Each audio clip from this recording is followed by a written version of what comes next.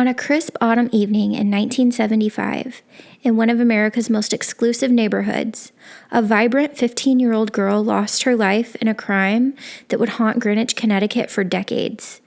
This is the story of Martha Moxley, a case that would eventually intersect with one of America's most prominent political dynasties and remain unsolved for nearly half a century. I'm Allie, and this is True Crime from my couch. Belle Haven, Greenwich. Picture, if you will, sprawling mansions and meticulously manicured lawns, stone houses that speak of old money and privilege. This was and remains one of the wealthiest communities in the United States, a place where families like the Moxleys came seeking the epitome of the American dream. In the summer of 1974, the Moxleys had moved into their house on Walsh Lane, hoping to make this exclusive enclave their permanent home. Martha Moxley embodied the all-American teenager of the 1970s. With her blonde hair, pretty face, and vivacious personality, she quickly became popular in her new community. But on October 30th, 1975, Mischief Night, the evening before Halloween, Martha's life would come to a brutal end, mere steps from her front door. That afternoon had started normally enough. Martha was technically grounded for staying out late the previous weekend, but with her father out of town on business, she pleaded with her mother Dorothy to let her participate in the neighborhood's Mischief Night traditions. It was a childhood custom where local kids would engage in harmless pranks, ringing doorbells, throwing toilet paper in trees, the kind of teenage hijinks that seemed innocent enough in this sheltered community. Dorothy relented with one crucial condition. Martha had to be home by 9:30. As evening fell, nothing seemed amiss, but when 9:30 came and went without Martha's return, the first seeds of concern began to take root in Dorothy's mind. Still, this was Mischief Night. Perhaps Martha had lost track of time. But as the hours ticked by, 10, then 11, Dorothy's worry grew increasingly urgent. By 2:30 a.m., panic had fully set in. Dorothy began making calls, first to Martha's best friend Sheila, then to neighbor Tommy Skakel. Neither had seen Martha. Finally, at 3:45 a.m., Dorothy made the call no parent ever wants to make. She contacted the police. 3 officers responded, conducting a cursory search of the area with Dorothy. Finding nothing, they advised her to get some rest, suggesting Martha might return home on her own. Before leaving, they did file a missing persons report, a small comfort in what would become a mother's worst nightmare. The next morning, Dorothy awoke in the library where she'd been keeping vigil by the window. Her desperate hope that Martha had somehow slipped in during the night was quickly shattered when she found her daughter's bed empty and untouched. More calls followed, to Martha's friend Helen, who'd revealed she'd last seen Martha with Thomas Skakel near the Skakel family's pool around 9 or 9:30 p.m. the previous night. Increasingly desperate, Dorothy went to the Skakel residence, where Michael Skakel answered the door. Together, they checked a camper parked in the driveway, a possible place Martha might have fallen asleep, but there was no sign of her. Then, just before 1 p.m. on October 31st, the unthinkable happened. Martha's friend Sheila McGuire came running into the Moxley home, hysterical, saying something terrible had happened to Martha. Dorothy's friend Jean insisted on checking first, sparing Dorothy from the horrific scene that awaited. Martha's body, face down under a pine tree, barely 200 feet from her own home. The scene was brutal. Martha lay partially disrobed, her pants and underwear pulled down to her ankles. The back of her skull had been savagely beaten, and she'd been stabbed in the neck with a broken golf club. Nearby, investigators found pieces of a bloody and broken 6-iron golf club. The murder weapon had shattered into 3 pieces during the attack, with 2 pieces of the shaft near her body and another in the family's circular driveway. The leather grip handle was never found. For Greenwich law enforcement, this was unprecedented. There hadn't been a murder in the community for 30 years, let alone one so violent or involving someone so young. The investigation that followed would expose not only the dark underbelly of privilege, but also the devastating consequences of wealth and influence on justice. The first crucial mistakes in the investigation became apparent almost immediately. Greenwich had no medical examiner, forcing authorities to call the Connecticut State Medical Examiner from out of town. This created a critical delay. The autopsy wouldn't be performed until November 1st, well outside the ideal 24-hour window that typically provides the most accurate results. This delay meant the medical examiner could only determine that Martha died sometime between 9:30 p.m. on October 30th and 5:30 a.m. on October 31st. However, based on witness reports of dogs barking unusually in the neighborhood, investigators believe the murder occurred between 9:30 and 10:30 p.m. The autopsy revealed the savage nature of the attack. Martha had been bludgeoned repeatedly until the golf club literally broke from the force of the blows. Then she was stabbed in the neck with the broken shaft. The frenzied, explosive nature of the attack led investigators to believe that Martha likely knew her killer. This wasn't a random act of violence, but something deeply personal.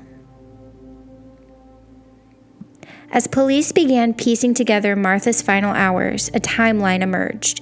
She had left her house with 3 friends, Jackie, Jeffrey, and Helen, heading to the Skakel residence next door.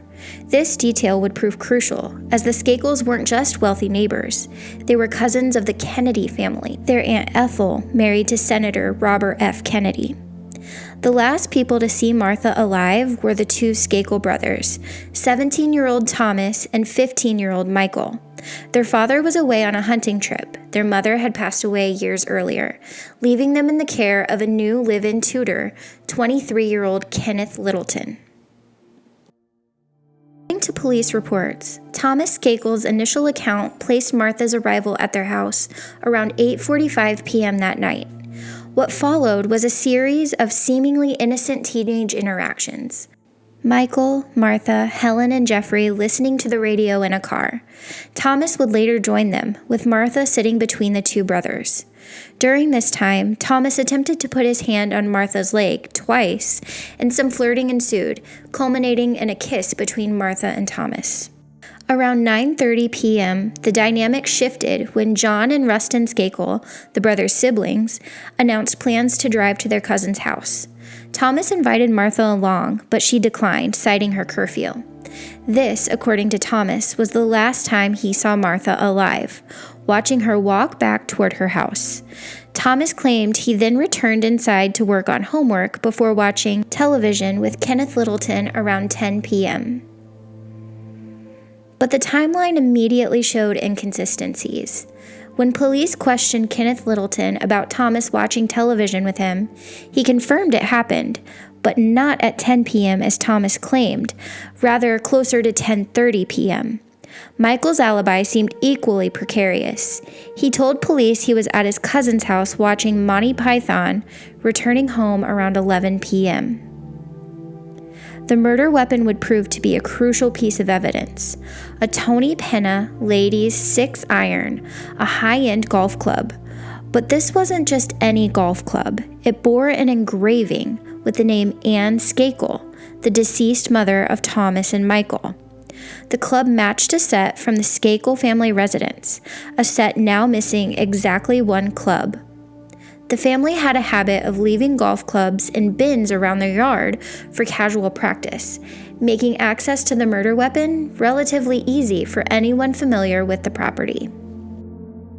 As investigators delved deeper into Tommy's connection to Martha, they discovered entries in her diary that painted a complex picture.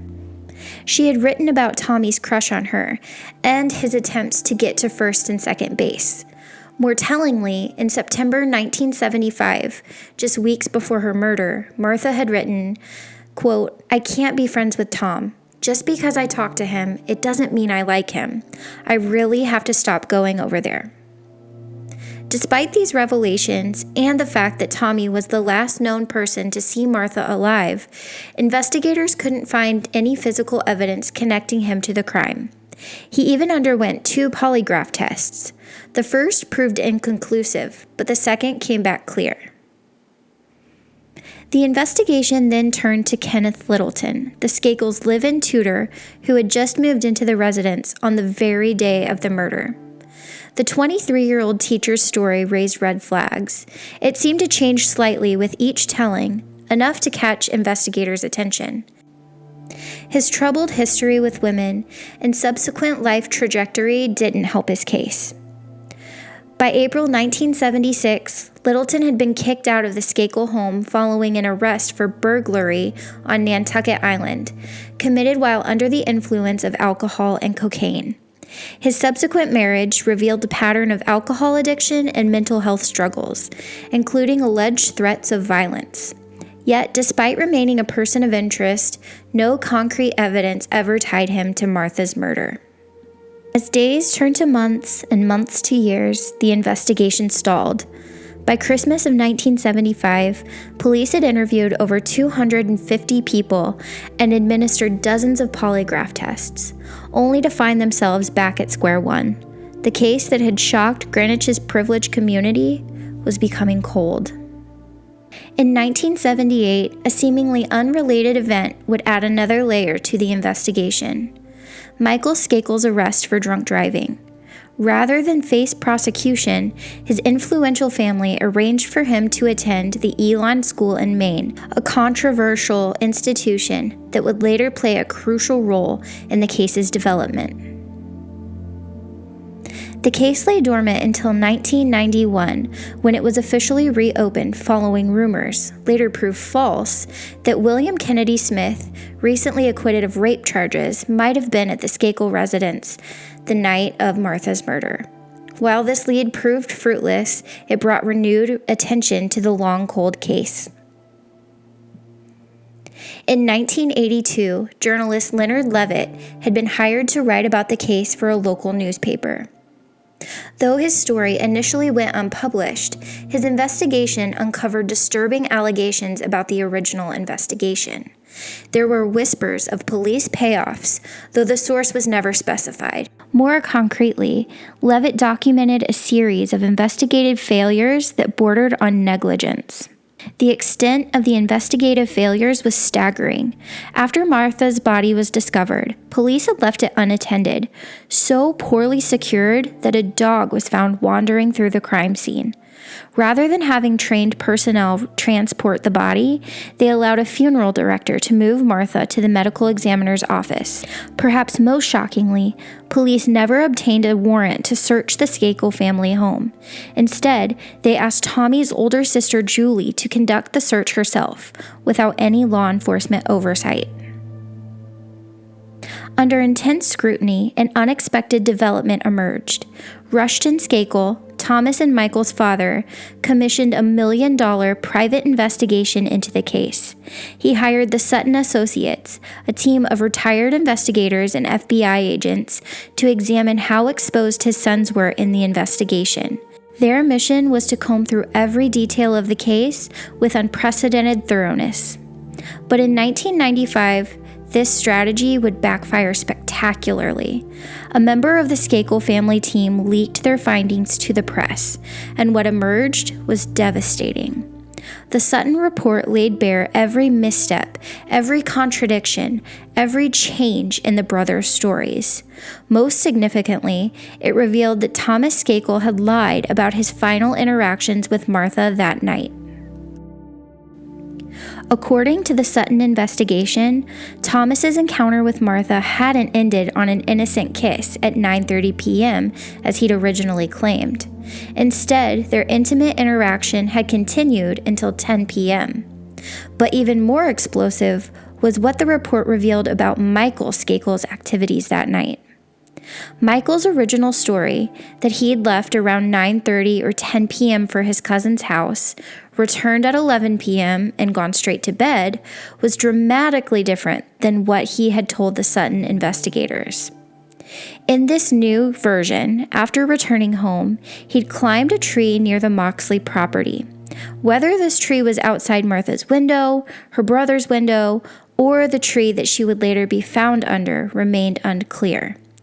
According to Michael, he had thrown rocks at her window, and when she didn't respond, he remained in the tree and masturbated. Some speculated the leak was strategic. As DNA technology advanced, Michael's admission to being present on the property and engaging in a sexual act could explain away any biological evidence that might be found at the scene. But this new narrative also raised troubling questions. How could someone climb that particular tree and not see Martha's body below? The case took another dramatic turn when former LAPD detective Mark Fuhrman entered the picture, writing a book that pointed to Michael Skakel as Martha's killer. Fuhrman's investigation revealed disturbing details about Michael's past.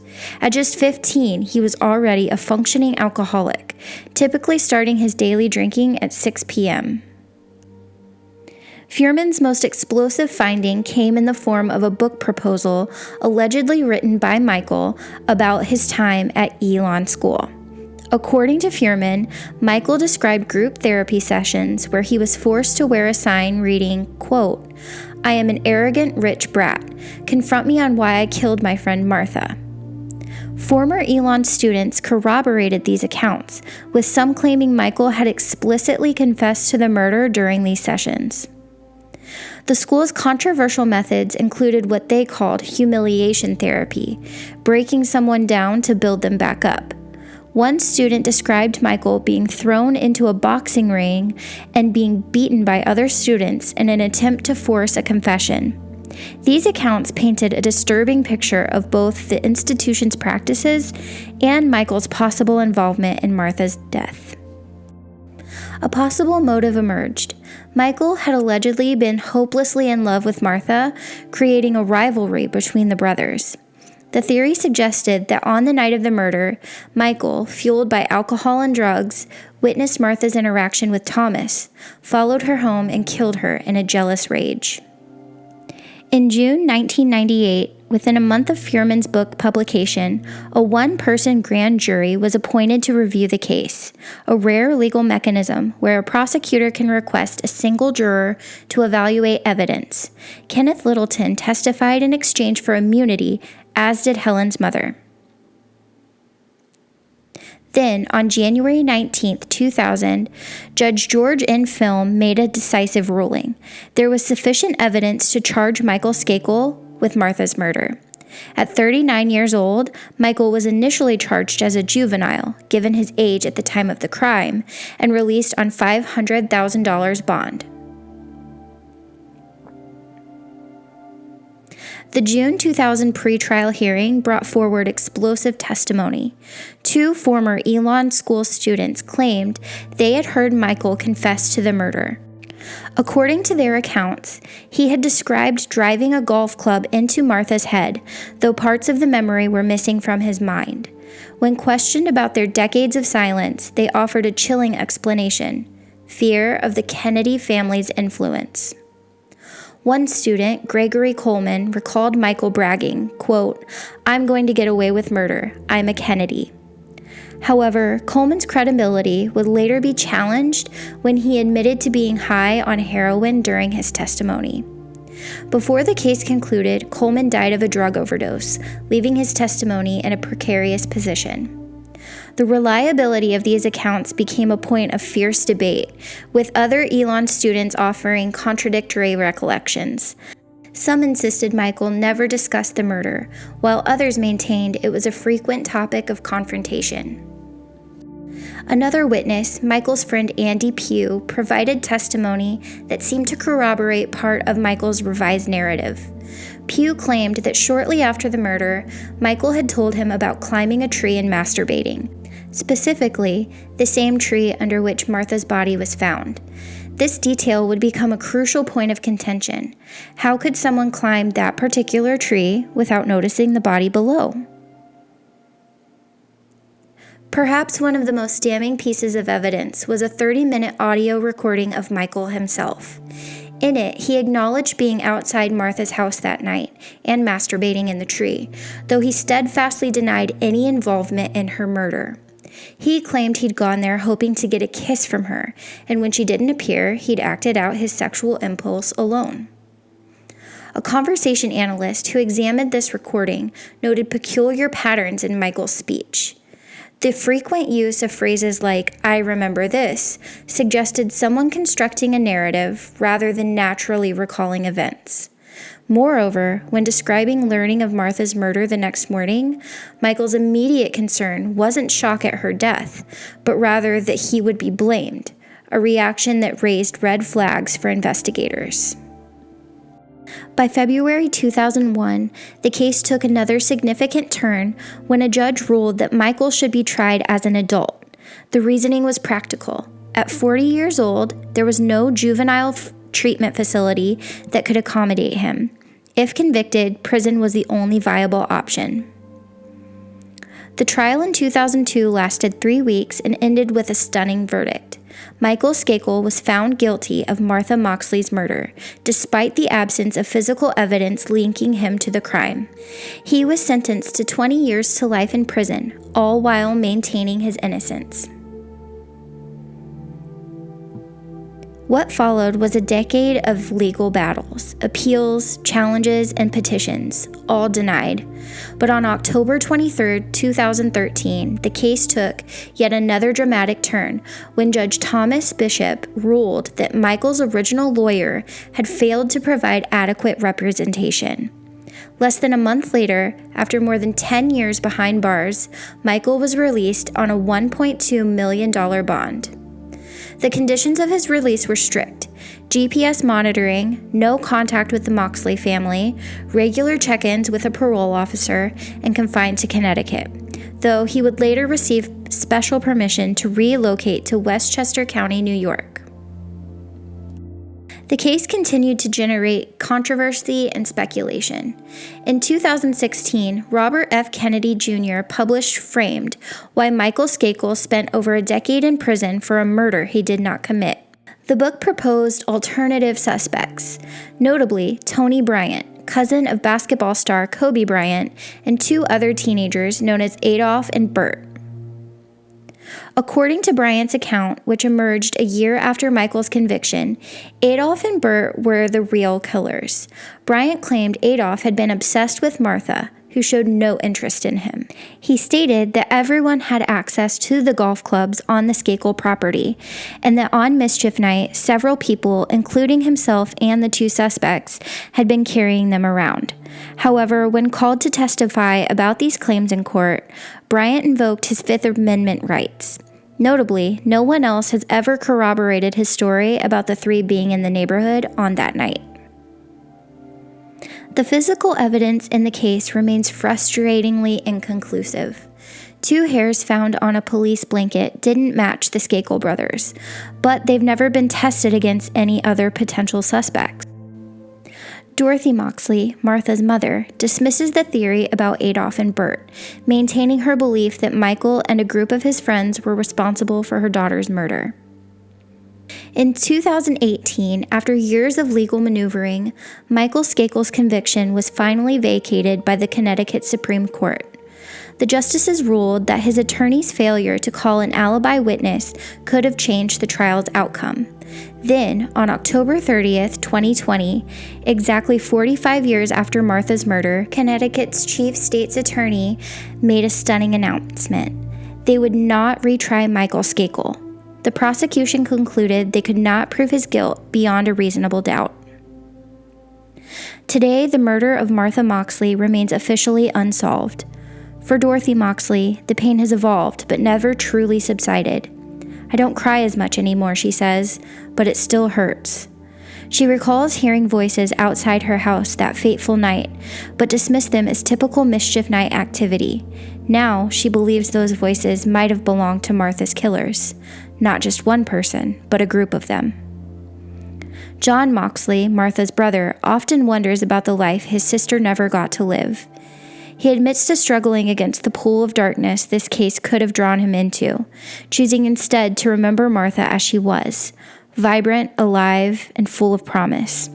He shares his mother's suspicions about the influence of wealth and power on the case, believing that the Skakel family's connection to the Kennedys both helped and hindered the search for truth, drawing attention to the case, but potentially also shielding certain avenues of investigation. In the end, the The murder of Martha Moxley stands as a stark reminder that privilege and power can cast long shadows over justice. In the seemingly perfect world of Belle Haven, where manicured lawns and stone mansions project an image of American success, a 15-year-old girl lost her life mere steps from safety.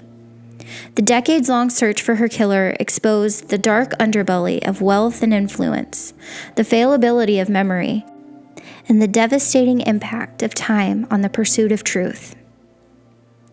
For the Moxley family, the questions that have haunted them since that October night in 1975 may never be fully answered. But Martha's memory lives on, not just as a victim in a notorious murder case, but as a daughter, a sister, and a vibrant young woman whose life was cut tragically short. Perhaps the most chilling aspect of this case is its setting, not in a dark alley or an abandoned building, but in one of America's most exclusive neighborhoods, on a night dedicated to harmless teenage pranks. It serves as a reminder that sometimes the most devastating crimes happen not in the shadows, but right in our own backyards. And that brings us to the end of today's episode. If you've enjoyed my deep dive into the case of Martha Moxley, I would love to have you join me again next week. Remember, you can find all of the show notes and links and resources mentioned in today's episode in the description. I'm also active on social media, where I hope to continue this conversation about the case throughout the week. The best way to support my show is to subscribe, leave a rating, and share with a friend who might also enjoy these conversations. Thank you so much, and I will see you next week. Bye.